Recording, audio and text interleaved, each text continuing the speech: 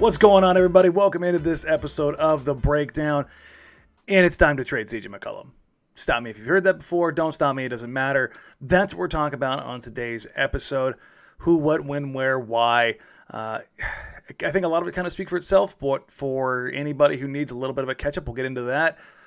Who could possibly be available? What makes sense? What doesn't make sense? And which different path can the Blazers take? Let's get into it.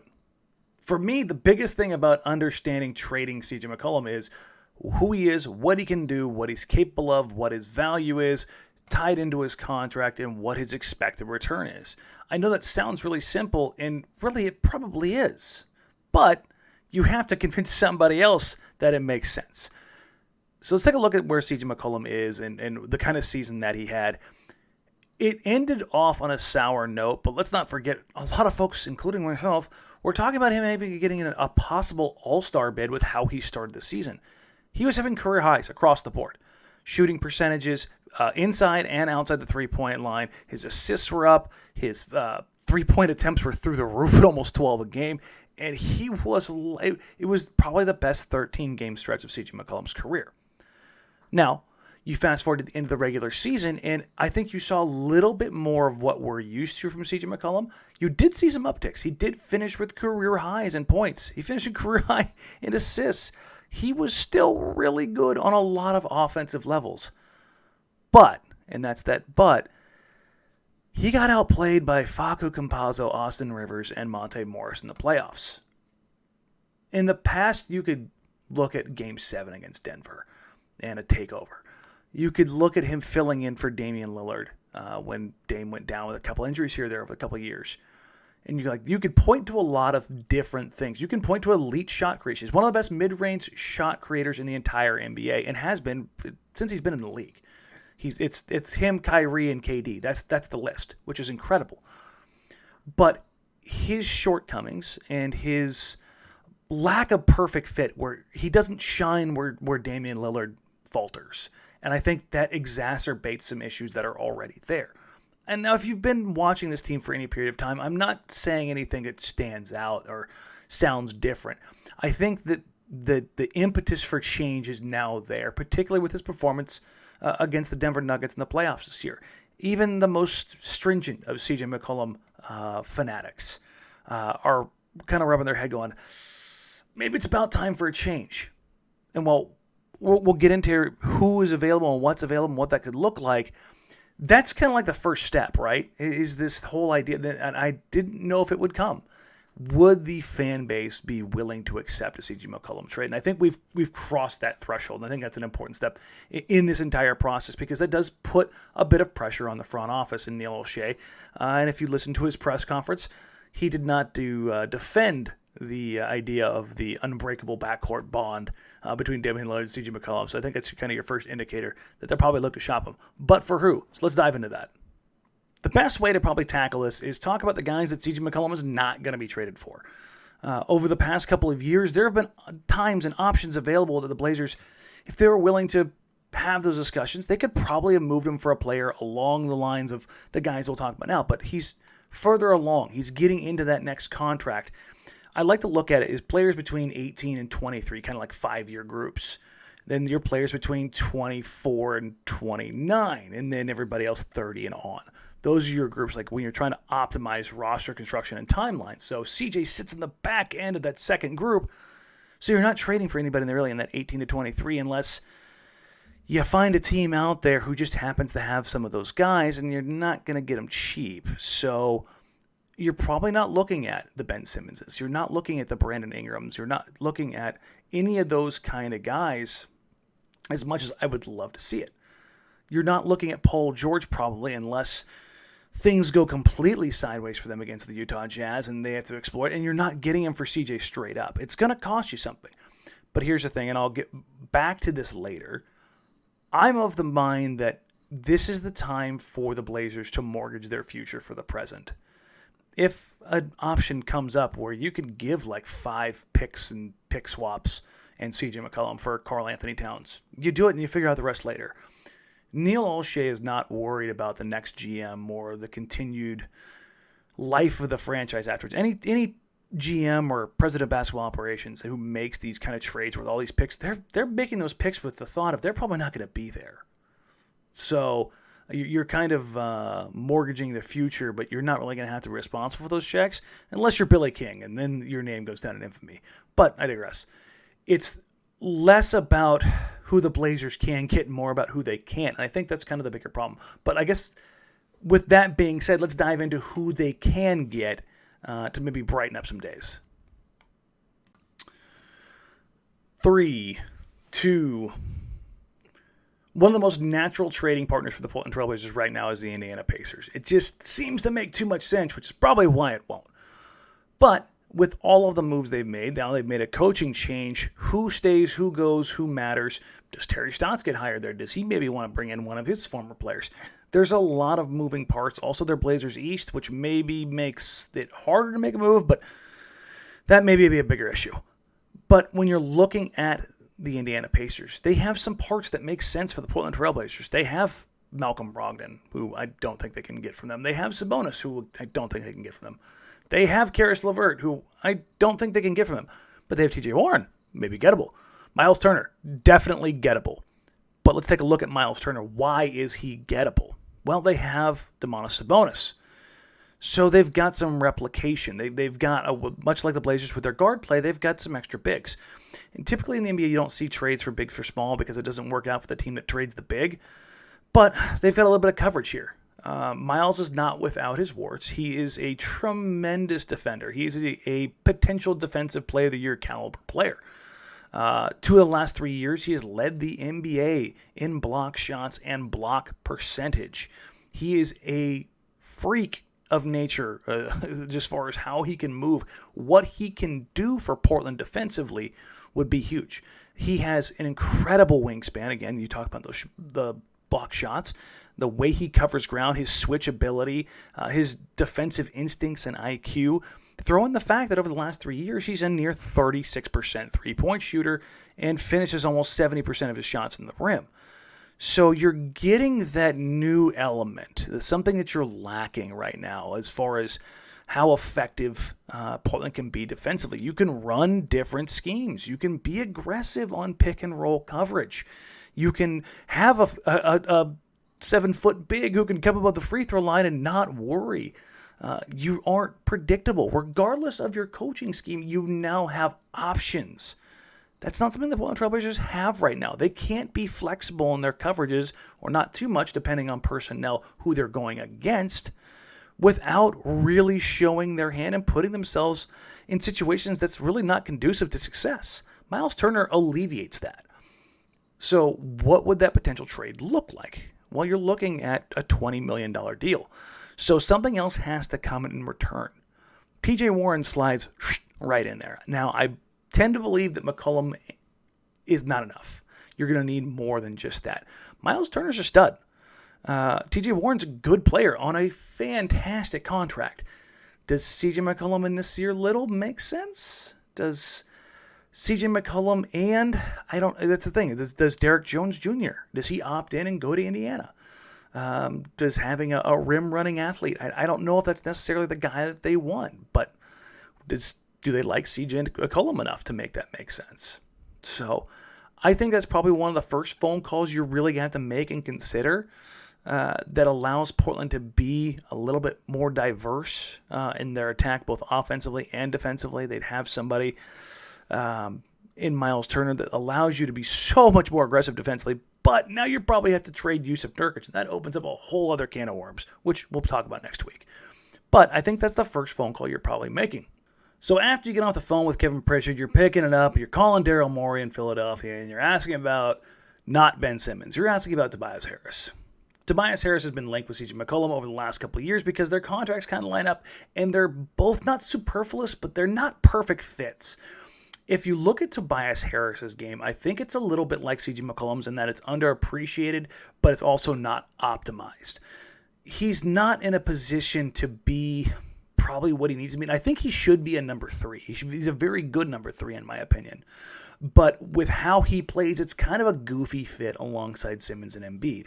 In Portland, I think that fit makes a little more sense. Now, if Portland did make a deal for him, this is something you'd have to consider, much like when you're trading for Miles Turner and having to move Yusuf Nurkic. You're probably going to have to move Robert Covington because you don't want either one of those guys playing the 3. They're both optimized at the 4. Tobias Harris is every bit of 6'9", very strong, very athletic for his size. But you'd be putting a guy in a position, if you made Harris the 3, where he has performed subpar pretty much his entire career. Last year, he played 97% of his minutes at the 4. That's a staggering difference when they came in the league, when it was basically reversed, and they tried to stick him at the 3 over and over again and kind of be an oversized, big-bodied wing. Well, that happened, but they just played him at the 4, and all of a sudden it makes a lot more sense. But what I think gets lost in a lot of what Tobias Harris can do is he's a hell of a mid-range shooter. He's much like CJ McCollum, not quite to the level that he is, but over 25% of his shots came from the mid-range, and he's shooting 45%. That's good. When you're talking about the 76ers, they're a very good defensive team. You have 2 Defensive Player of the Year caliber guys in Ben Simmons and Joel Embiid.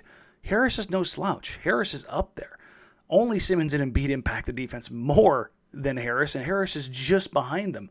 His length, his size, his strength, his athleticism, his ability to just know where to be, probably playing alongside Ben Simmons, Joel Embiid helps that a little bit, but he's a solid to very good defensive player. I don't think he's going to get you anything in the counting stats as far as generating steals, generating blocks.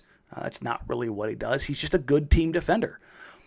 But he's also giving you a lot more if you're going to compare him to a Robert Covington type on the offensive end, which, as we're kind of seeing, you need in today's NBA. You just need to have the firepower up and down the lineup. You just can't have guys that have those siloed, isolated skill sets. But when you're looking at Tobias Harris, what would the Blazers have to give up? Well, it would probably just be CJ McCollum. That's the reality. Toby is slated to make $36 million a year, average value. It actually goes up every year for the next 3 years. He will be 29 years old, just like CJ McCollum, at the beginning of next season. So you're basically trading CJ McCollum's offensive production for Tobias Harris's slightly less offensive production, better defensive production, and more size for a little bit more money. So while Miles Turner and TJ Warren definitely, you're getting more pieces, you're getting better value, quote-unquote, production per dollar, probably solving a few more problems, getting some more depth. You probably get a slightly better fit and maybe a better player.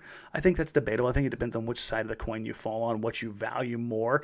I think I find Tobias Harris be a little bit better, but you're also paying a little bit more. So I think that's a bit of the trade-off. So far, Miles Turner, maybe TJ Warren, Tobias Harris, not bad. Like that's pretty decent. But what's next? All right, now we're going to move on to our CJ trade platter centerpiece, I guess you would call it. It's the Chris Middleton trade. It's the one that should have been made by both teams 4 years ago. It has just made too much sense. The Blazers need size and a little bit of stability. The Bucks need a little more shot creation and bailout ability. That's kind of what they needed. Now, it's a little bit harder to say that after watching Chris Middleton the last couple of games for the Bucks, as he has gone absolutely ham. But before that, looked really good. That's just the way the NBA works. Anytime you want to put out content, whatever you're going to talk about is going to go the other way. So it's kind of a rule, I guess, to build on. But I still stand by. I think it makes both teams better fit together. The Bucks again have Drew Holiday to kind of cover up for any of those defensive losses from Chris Middleton. I think that there's a team out there that can kind of make it make sense. It's the Bucks. A lineup of Drew Holiday, CJ McCollum, who cares? Giannis is pretty lethal. It's a multi-pronged attack that can get you from different levels, and then you get some incredible shot creation tools from CJ McCollum, who just seemingly kills defenses no matter who he's got on him, unless again Facu Campazzo remembers one. Well, it's not about this series. It's about this trade, and it makes sense for both sides. If you squint, maybe Portland has to add a little bit of something to it, just maybe a little something, but you look at the deals, Middleton's set to make a little bit more. He's a year older. He's got 5 years remaining on his deal. So his deal will take him from, I believe, his 30-year-old season to 35. So yeah, it gets a little dicier, but here's the thing. When you're talking about CJ McCollum and Chris Middleton, this is kind of what starts to make sense if you're Portland, if you have to give a little bit up. In isolation, both McCollum and Middleton isolate 13% of the time. McCollum, 0.97. The guy who's supposedly not quite the shot creator in Chris Middleton, 0.99. And again, this is over the last 3 years. In the pick and roll, CJ McCollum, strong advantage in the percentage, 33% of his play count, 23% for Chris Middleton, 0.95 points per possession, 0.96 for Middleton. Again, neck and neck. Spot up 14 and 15%. You're picking up with a trend here. Well, here you go. CJ's 1.23, Chris Middleton 1.18. And in transition, 14% of the time for McCollum, 18% of the time for Middleton, but both 1.05. And if you look at their shooting splits, more often than not, Middleton beats out McCollum, except for in the spot up and in transition. So it's kind of a weird place to be in, right? You take a look and you're like, the idea is CJ does X, Y, and Z. Middleton does A, B, and C. This should line up. But if you look at it analytically, it's a little bit different than that. But that's where the analytics side, I think, doesn't do a good enough job of picking up CJ McCollum's elite shot-making skills. Chris Middleton is a guy who's a very good player. CJ McCollum is a guy who I think is, again, a very good player, but in a very different mold. His ability to knock down tough shots is up there in probably the top 10, maybe top 6, 7 in the NBA. I don't have the ability to take that data and put a dollar amount on it. Spectrum, they've got some tools. The NBA teams, they've got those tools. I wonder what that value actually is and how much it matters if you're going to swing a deal centered around CJ McCollum and Chris Middleton. I'm touching on this one last. He's included just because I've heard his name thrown about there. I really don't want to spend too much time on it just because I'm hoping to God it doesn't happen. But CJ McCollum for Kristaps Porzingis, trading bad fit for worse fit. Talking to folks in Dallas, KP works hard. The stuff that he's kind of maligned for, he's had 13 lower body injuries over the last couple of years. He's 7'3".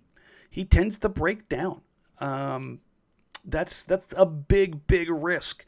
So you're talking about playing him alongside Jusuf Nurkic, who's also had some pretty serious lower body injuries and 7'3" pounds. Or you're talking about moving Jusuf Nurkic and hoping that Porzingis somehow regains whatever defensive magic he had in New York. That seems like a tall ask. It's unless there's something very, very, very good coming back with that, because that deal is also tough to swallow considering how much time KP has missed. For me, it's a non-starter. I hope for all of you it's a non-starter, but for any of you giant KP fans, I'm sorry. I don't like the fit, and I just don't ever want to see him in a Trailblazers uniform. I mean, well, on 2K. 2K's fine.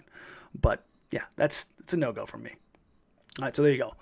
3.5 targets that I think make a ton of sense for the Portland Trailblazers and which way that they could go. Ultimately, I think for the first time in the Lillard-McCollum era, they're going to pretty heftily shop CJ McCollum. They have that nudge behind them from the Denver series. You've fired your head coach. Neil's not, backed entirely into a corner, but if this season doesn't go well, you may be looking at a change there too, because there's no longer the shield that you get from having a coach who you can throw under a bus that you then back over and then drive back over and back over again in a press conference. So yeah, it's gonna be interesting to say the least. I would say there's a strong chance that CJ McCollum is moved. We went this entire time, or I should say I went this entire time, without mentioning Norman Powell. Norman Powell's the key to all of this, because if they can't re-sign Norman Powell, they're not going to trade CJ McCollum. So it's all for naught. So the most important domino that needs to fall here is Norman Powell. They signed Norman Powell. I think you're probably looking at a 75-80% chance that CJ McCollum is traded, because, well, I don't think you're going to bring in a new coach and give him that 3-guard lineup and expect different results. But we'll see. As always, thank you all so much for tuning in. Please like, review, subscribe across all the different platforms, whether you're listening on audio, whether you're listening or watching here on YouTube. I do appreciate your support. We'll have another one followed up next week, trading probably Yusuf Nurkic and what his value looks like, because obviously his comments in the press conference were a little bit different. But until then, thank you all so much, and we'll catch you later. Bye.